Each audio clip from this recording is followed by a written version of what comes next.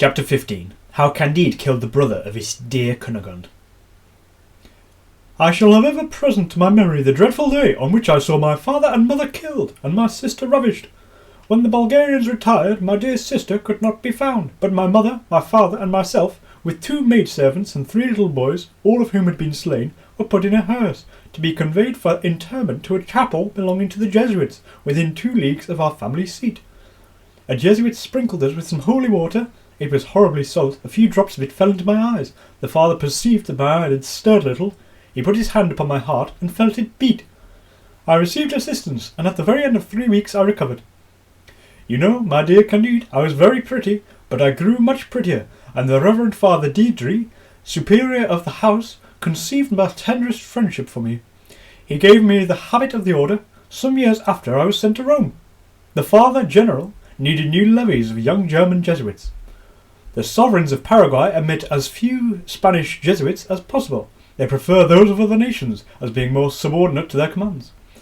I was judged fit by the Reverend Father General to go and work in the vineyard. We set out, a Pole, a Tyrolese, and myself. Upon my arrival, I was honoured with a sub-deaconship and a lieutenancy. I am today colonel and priest.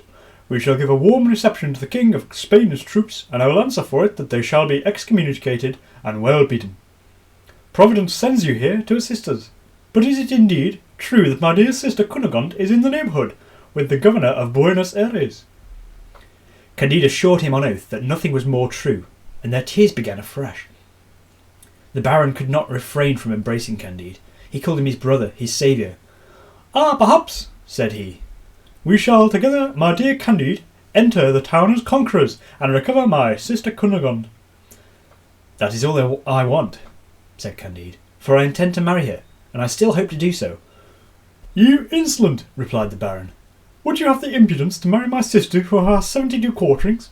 I find thou hast the most consummate effrontery to dare to mention so presumptuous a design. Candide, petrified at this speech, made answer. Reverend Father, all the quarterings in the world signify nothing. I rescued your sister from the arms of a Jew and of an inquisitor. She has great obligations to me, and she wishes to marry me. Master Pangloss has always told me that all men are equal, and certainly I will marry her. We shall see that, thou scoundrel, said the Jesuit Baron de Thunder-ten-Tronckh, and that instant struck him across the face with the flat of his sword. Candide in an instant drew his rapier and plunged it up to the hilt in the Jesuit's belly, but in pulling it out, reeking hot, he burst into tears.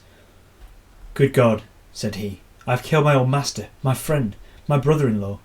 I am the best-natured creature in the world, and yet I have already killed 3 men, and of these 3, 2 were priests. Cacambo, who stood sentry by the door of the arbour, ran to him. We have nothing more for it than to sell our lives as dearly as we can, said his master to him. Without doubt, someone will soon enter the arbour, and we must die sword in hand. Cacambo, who had been in great many scrapes in his lifetime, did not lose his head. He took the Baron Jesuit's habit, put it on Candide, gave him the square cap, and made him mount on horseback. All this was done in the twinkling of an eye. Let us gallop fast, master. Everyone will take you for a Jesuit, going to give directions to your men, and we have passed the frontiers before they are able to take us. He flew as he spoke these words, crying out aloud in Spanish, make way for the Reverend Father Colonel. End of chapter 15.